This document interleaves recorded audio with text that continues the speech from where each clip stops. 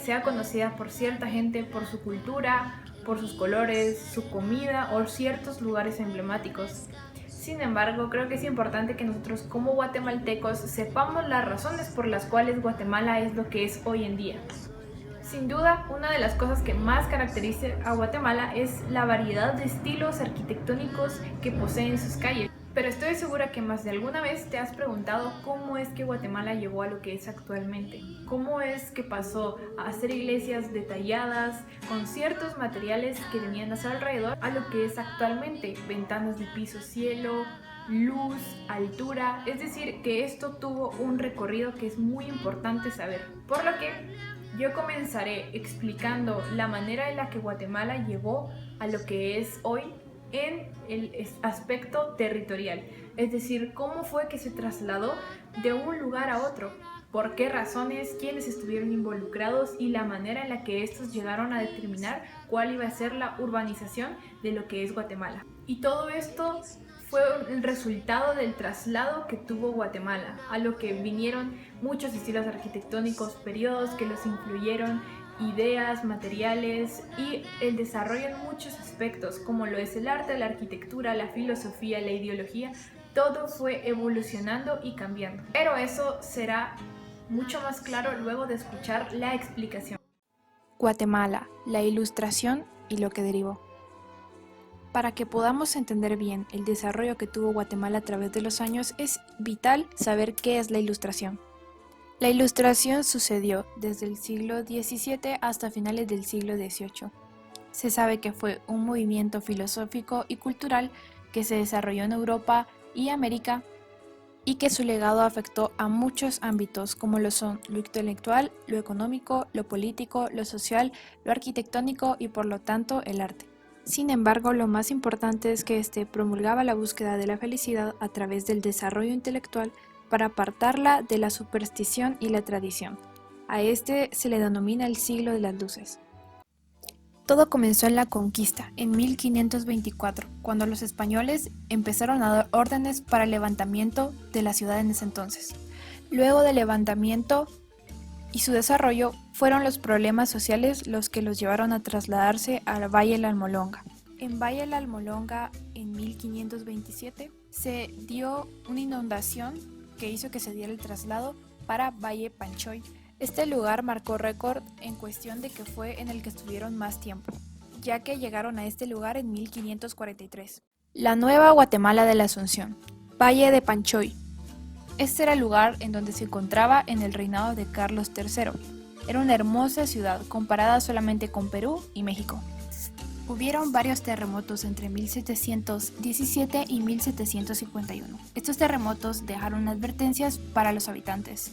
Y finalmente, el 29 de julio de 1773 fue el terremoto que hizo que se considerara formalmente un traslado. Y la idea de un traslado hacía que se formaran dos bandos, los terronistas y los traslacionistas. Con los terronistas estaba el arzobispo Pedro Cortés, es decir, que estaba la iglesia de su lado, y con los traslacionistas el capitán general Don Martín de Mayorga.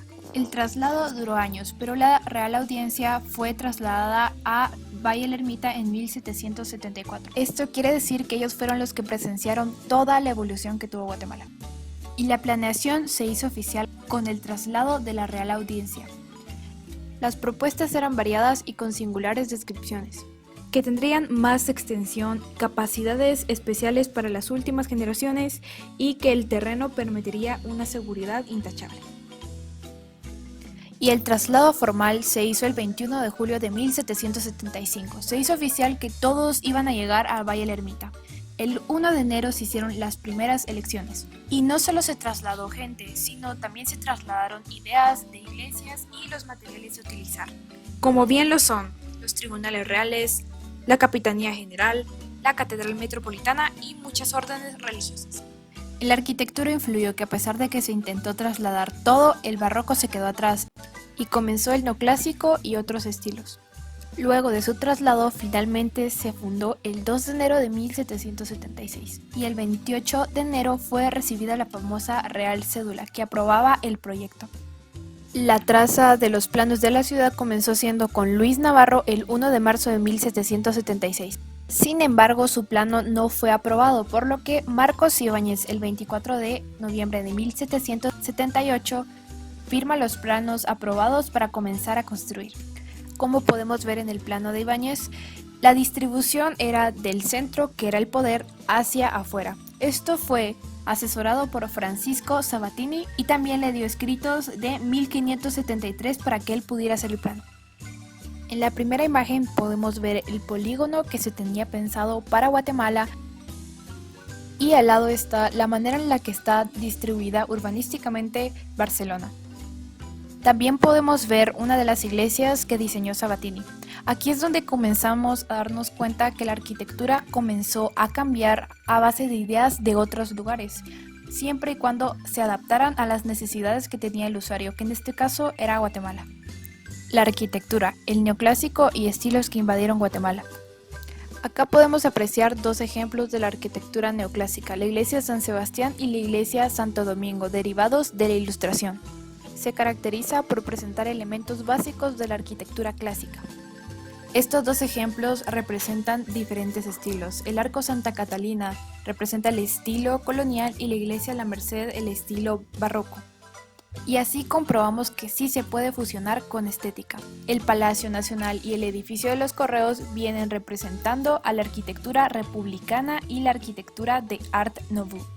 Estos últimos dos ejemplos vienen siendo una excelente representación del Art Deco y el modernismo. El edificio La Perla, que representa el Art Deco, tiene como principales características que su forma es a base de figuras geométricas como lo son la esfera o el cubo, y puede llegar a representar ciertas ideas abstractas.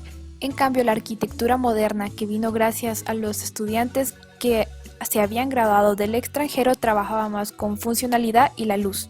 La arquitectura como un mensaje. Esta tabla nos deja ver cómo el alrededor de la persona que esté diseñando va a influir en el estilo que pueda desarrollarse o incluso del que pueda idearse a base de la necesidad de su usuario. Acá se ven ejemplos directos de comparaciones entre la arquitectura que había en Europa y Guatemala. Podemos ver las similitudes y las diferencias de cada una de ellas. Es así que podemos ver cómo no solo se tomaron ideas del neoclásico, sino del Art Deco, el Art Nouveau, el modernismo.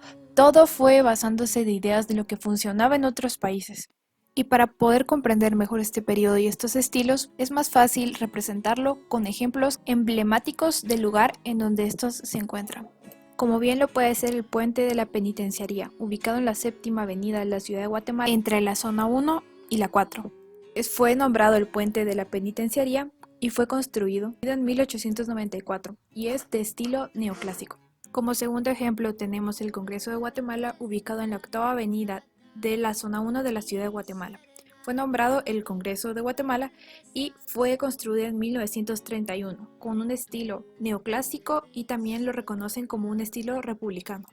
El tercer ejemplo está ubicado en el departamento de Quiché, nombrado como la Catedral de Santa Cruz del Quiché, y fue construido desde 1768 y es considerado estilo neoclásico. El ejemplo número 4 está ubicado en el centro histórico del departamento de Quiché. Fue nombrado como Torre de Gobernación del Quiché y fue realizado desde 1800. Se considera un estilo neoclásico.